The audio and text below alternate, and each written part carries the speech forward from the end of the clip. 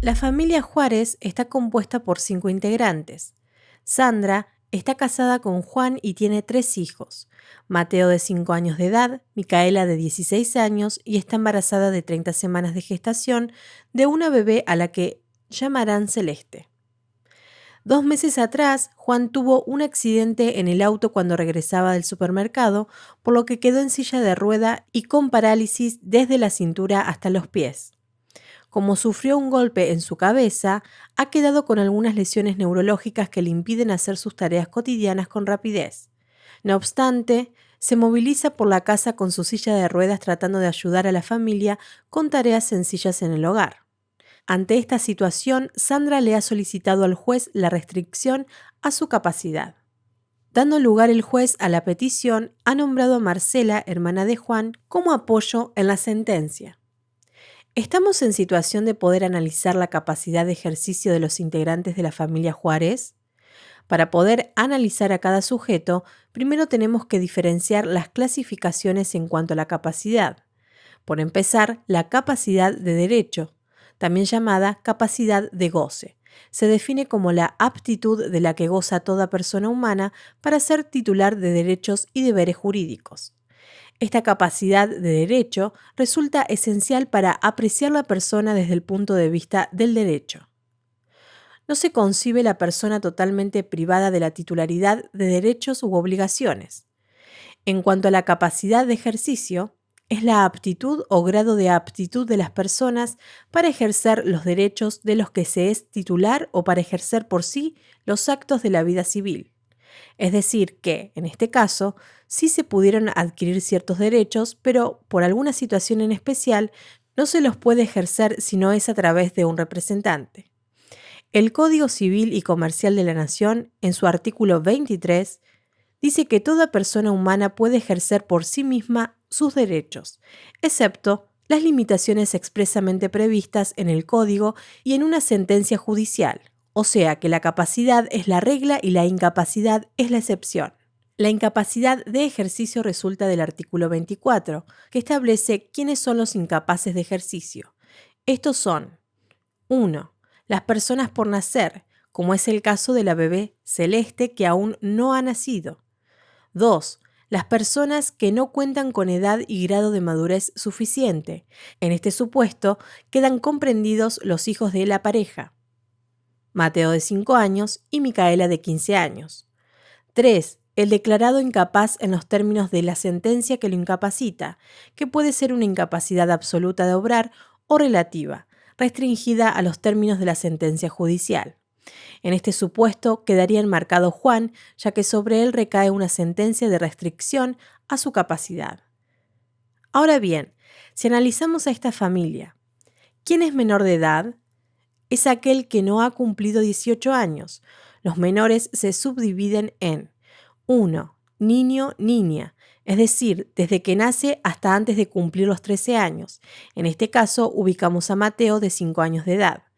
2. Adolescente, desde los 13 años hasta la mayoría de edad.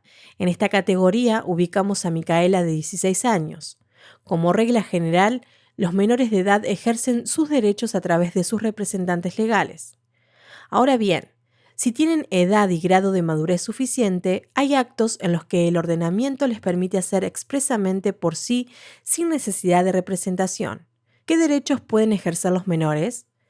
Pueden cambiar su apellido, consentir en su adopción si tienen más de 10 años, conocer sus orígenes y a ejercer ese derecho por sí, ejercer por sí la responsabilidad parental de los bebés que de ellos nazcan, siendo este progenitor menor de edad el representante legal de ese bebé recién nacido, a pesar de no tener él por sí mismo su propia representatividad. Reconocer hijos, solicitar y recibir información de los contratos que se celebren en su nombre, exigir rendición de cuentas a sus representantes legales, administrar los bienes adquiridos por su empleo, trabajo o profesión. Sin distinción de edad pueden celebrar contratos de menor cuantía. ¿Qué sucedería si, por ejemplo, Micaela quisiera casarse con su novio Tomás? puede casarse. Si bien la edad legal para contraer matrimonio es a los 18 años, es posible contraer matrimonio válido antes de esa edad, previa autorización. El artículo 404 del Código dispone que, para el caso en el que menor de edad no haya cumplido 16 años, éste puede contraer matrimonio previa dispensa judicial. Ahora, si el menor ya cumplió 16 años, puede contraer nupcias con autorización de sus representantes legales y, a falta de esta, puede hacerlo previa dispensa judicial. Este sería el caso de Micaela, que ya tiene 16 años de edad. Para el otorgamiento de la dispensa, el juez mantendrá una entrevista personal con los futuros contrayentes y con sus representantes legales, y tendrá en cuenta la edad y el grado de madurez de los pretendientes. Valorará si comprenden las consecuencias jurídicas del acto matrimonial, así como también evaluará la opinión de sus representantes. Cumplimentados estos recaudos y otorgada la autorización, ya sea de los representantes legales o del juez, según corresponda, podrán contraer matrimonio y se producirán los efectos previstos para la emancipación.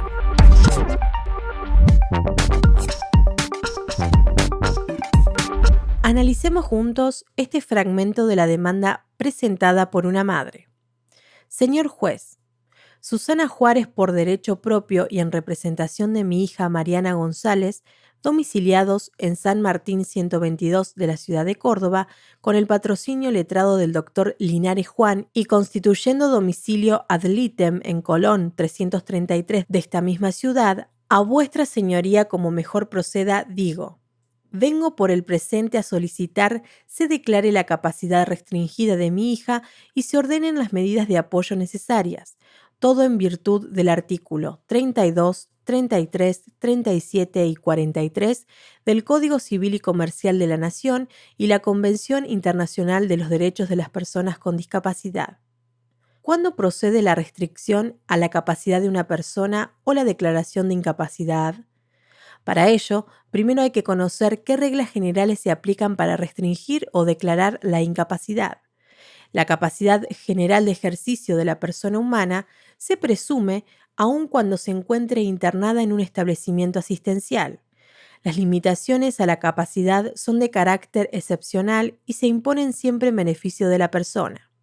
La intervención estatal tiene siempre carácter interdisciplinario, tanto en el tratamiento como en el proceso judicial. La persona tiene derecho a recibir información a través de medios y tecnologías adecuadas para su comprensión. La persona tiene derecho a participar en el proceso judicial con asistencia letrada que debe ser proporcionada por el Estado si carece de medios. Deben priorizarse las alternativas terapéuticas menos restrictivas de los derechos y libertades. Se prevén 3 supuestos. 1. Restricción a la capacidad. 2. Declaración incapacidad de la persona. 3. Declaración de inhabilitación. Pródigo. El supuesto planteado en la demanda se trata de una restricción a la capacidad, ya que se solicita la restricción para ciertos actos jurídicos. Cuando se restringe la capacidad, se trata de una persona que puede autovalerse. Distinto es el caso de la persona que se la declara incapaz, donde se trata de una persona que se encuentra absolutamente imposibilitada de interaccionar con su entorno y expresar su voluntad por cualquier modo, medio o formato adecuado. El artículo 32 del Código nos dice: persona con capacidad restringida y con incapacidad. El juez puede restringir la capacidad para determinados actos de una persona mayor de 13 años que padece una adicción o una alteración mental permanente o prolongada de suficiente gravedad, siempre que estime que del ejercicio de su plena capacidad puede resultar un daño a su persona o a sus bienes. En relación con dichos actos, el juez debe designar el o los apoyos necesarios que prevé el artículo 43, especificando las funciones con los ajustes razonables en función de las necesidades y circunstancias de la persona.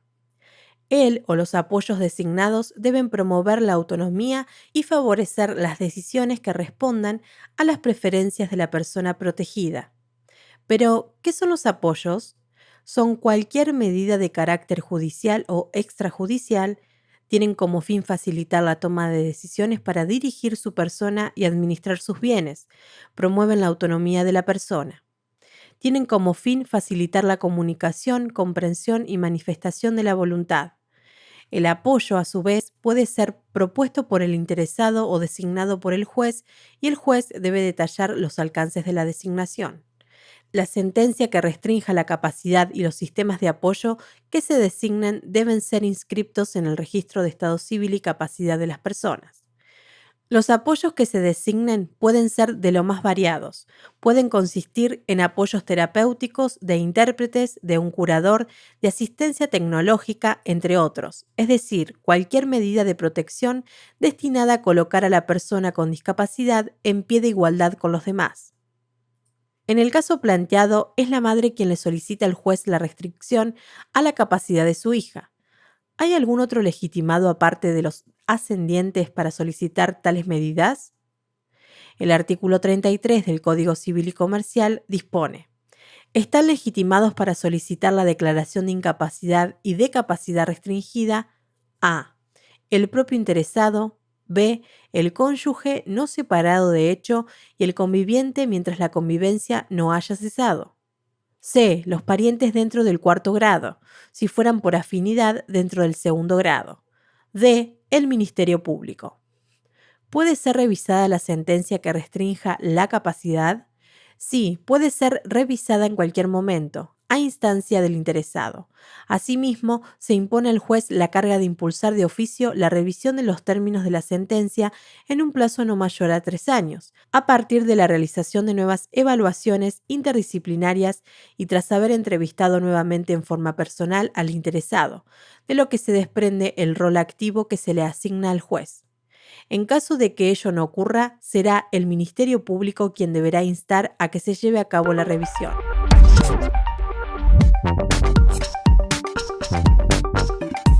La Cámara Nacional de Apelaciones en lo Comercial, a través de una sentencia, extendió la condena a los socios de la sociedad demandada, con el argumento de que, si bien la distinta personalidad de la sociedad y sus miembros hace que la actuación del ente comprometa su propia responsabilidad y no la de los sujetos que con sus actos configuran su actividad, parece lógico que se demande a los socios individualmente cuando se han producido irregularidades en el manejo de la sociedad. Los magistrados concluyeron entonces que, de resultar insuficientes los bienes de la sociedad para afrontar la condena, el actor tendrá la posibilidad de perseguir el cobro contra los socios demandados en forma personal. Se trata de una sociedad compuesta de 2 únicos socios, titulares cada uno de ellos del 50% del capital social, que deberá responder por los perjuicios ocasionados por el defectuoso cumplimiento de las obligaciones emergentes de un contrato de medicina prepaga. Así, los magistrados advirtieron la existencia de una actuación desviada de los 2 únicos socios de la sociedad demandada, que en los hechos borraron la diferenciación entre el sujeto ideal y los socios, resultando relevante las siguientes conductas: irregularidades en la contabilidad de la sociedad demandada, inexistencia de libro diario e inventario, falta de registración de facturas, inexistencia de bienes registrables, títulos valores ni participaciones accionarias, y el hecho de que en el domicilio denunciado por la sociedad se encuentra otra funcionando. Analicemos juntos este fallo. Como se puede apreciar, estamos ante una situación relativa a una sociedad, por ende, una persona jurídica. El artículo 141 del Código Civil y Comercial establece: son personas jurídicas todos los entes a los cuales el ordenamiento jurídico les confiere aptitud para adquirir derechos y contraer obligaciones para el cumplimiento de su objeto y los fines de su creación. De la definición se desprende que a. es un ente, es decir, es algo que existe; b. que tiene existencia como tal; c. que el ordenamiento jurídico es quien le confiere a la persona jurídica esa aptitud para adquirir derechos y contraer obligaciones; d. y que esa capacidad o aptitud está limitada por el objeto al que fue creada. Ahora bien, ¿cuál es el momento que marca el comienzo de existencia de la persona jurídica? 1. Si se trata de personas que no requieren de autorización del Estado, su existencia comienza desde el acto de constitución. 2. Si se trata de personas que requieren de autorización del Estado, el comienzo de su existencia se produce a partir de la autorización del organismo estatal. A partir del comienzo de la existencia de la persona jurídica, se generan los siguientes efectos. 1. Distinta personalidad jurídica, es decir, la persona jurídica se distingue de la personalidad de sus miembros. 2. Tiene distinto patrimonio. Es por ello que los miembros, como principio general, no responden con sus bienes por las obligaciones de la persona jurídica. 3. Tiene distinta responsabilidad. Es por ello que los miembros no responden por las deudas de la persona jurídica, salvo disposición legal y teniendo en cuenta el tipo adoptado. Cuando la persona jurídica es usada con un fin distinto al otorgado por el legislador, con la intención de violar la ley, el orden público o defraudar a terceros, es lícito desestimar su personalidad para imputar su accionar a sus miembros o administradores por los perjuicios causados. Esto implica que se desconocerá la personalidad en el caso concreto, concepto que se denomina inoponibilidad. Al respecto, el artículo 144 dispone: la actuación que esté destinada a la consecución de fines ajenos a la persona jurídica constituya un recurso para violar la ley, el orden público o la buena fe o para frustrar derechos de cualquier persona, se imputa a quienes a título de socios, asociados, miembros o controlantes directos o indirectos la hicieron posible, quienes responderán solidaria e ilimitadamente por los perjuicios causados. La inoponibilidad no representaría una alteración al régimen de responsabilidades de los socios, sino que lo que se intenta es proteger al tercero de buena fe sin afectar, en principio, la normal actuación de la sociedad, tanto presente como futura, permitiendo así que no se oponga, en una situación jurídica determinada, una personalidad diferencia con el tercero damnificado. Se pretende corregir los abusos que se producen cuando la personalidad jurídica de la sociedad se utiliza como cobertura para eludir el cumplimiento de obligaciones, produciéndose en perjuicio a terceros injusto y contrario al ordenamiento jurídico. En el fallo planteado se determinó que la sociedad había tenido una actuación que encubría actos en perjuicios de terceros. La ausencia de organización interna, los defectos de forma y de fondo encontrados en la contabilidad, la insuficiencia de los registros societarios y la utilización de terceros para eludir el ingreso de la recaudación a la caja de la sociedad, evitando que los acreedores pudieran embargar o ejecutar fondos sociales, fue considerado por el tribunal como una actuación desviada de la sociedad que hacía aplicable el instituto de la inoponibilidad de la personalidad jurídica.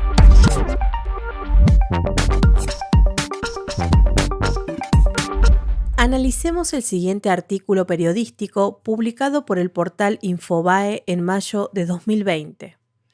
La fundación que dirige un reconocido médico argentino iniciará un estudio para determinar si el plasma de infectados por coronavirus reduce la enfermedad.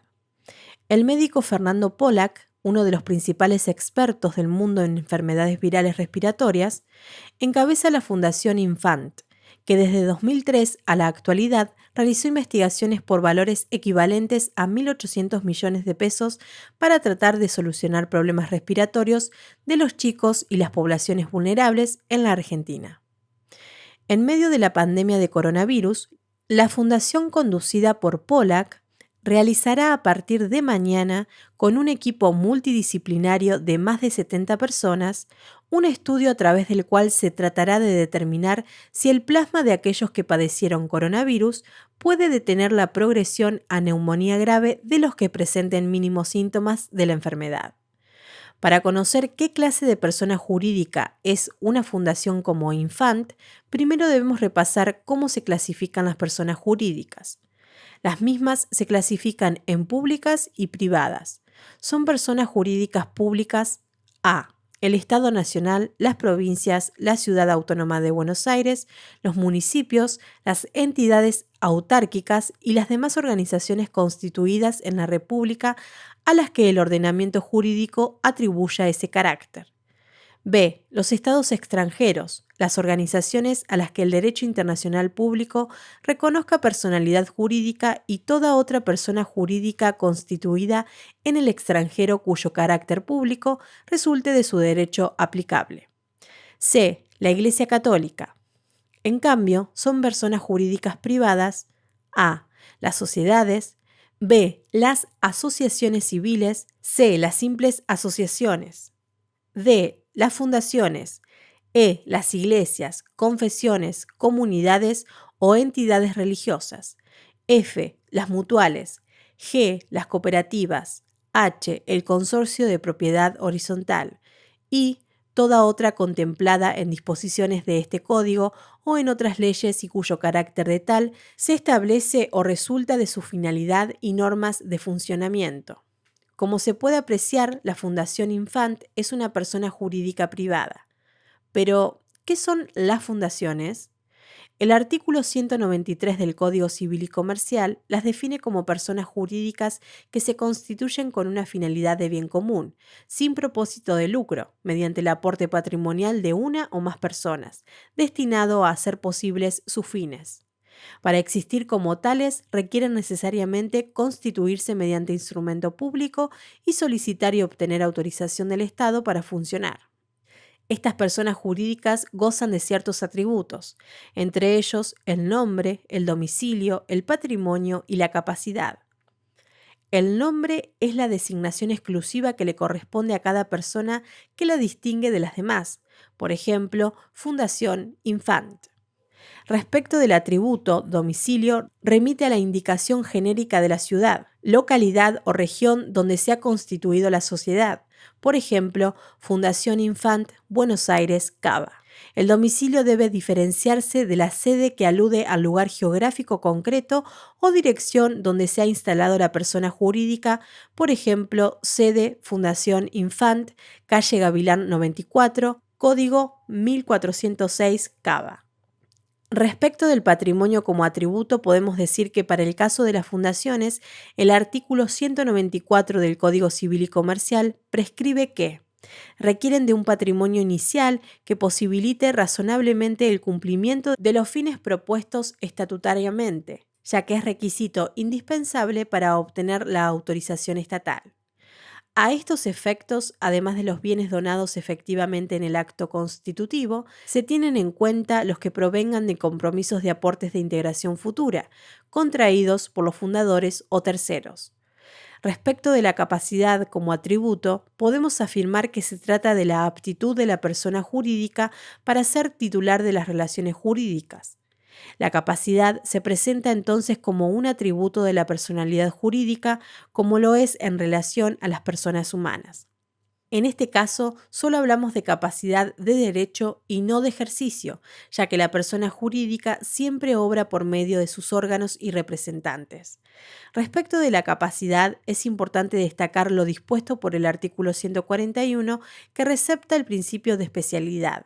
El mismo, al disponer que las personas jurídicas son los entes a los cuales el ordenamiento jurídico les confiere aptitud para adquirir derechos y contraer obligaciones, está consagrando la capacidad como una cualidad inseparable de este tipo de personas. El principio de especialidad indica que la capacidad de la persona jurídica solo puede ejercerse de acuerdo a los fines de su constitución, es decir, de acuerdo a sus objetivos, en virtud de los cuales el Estado lo reconoció al ente como sujeto de derecho.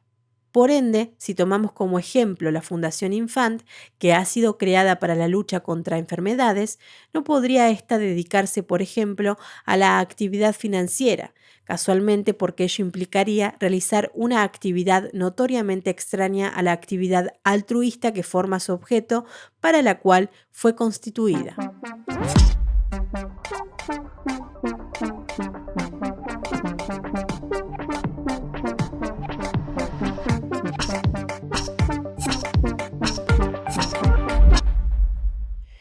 Lea atentamente el resumen, la sentencia que se presenta y relaciona la problemática abordada en el mismo con los temas que se desarrollaron en el módulo 2 relativos al régimen de restricción de la capacidad de las personas humanas. Teniendo en cuenta lo estudiado en este módulo y lo regulado por el Código Civil y Comercial de la Nación, responda a los interrogantes que se presentan argumentando y fundamentando su respuesta de forma completa. ¿Cuál es la importancia del dictamen del equipo interdisciplinario en los casos donde el juez debe restringir o bien declarar la incapacidad de la persona? ¿Resulta relevante su valoración? ¿Podrá el juez designar en su sentencia un apoyo a la persona aún en contra de su voluntad?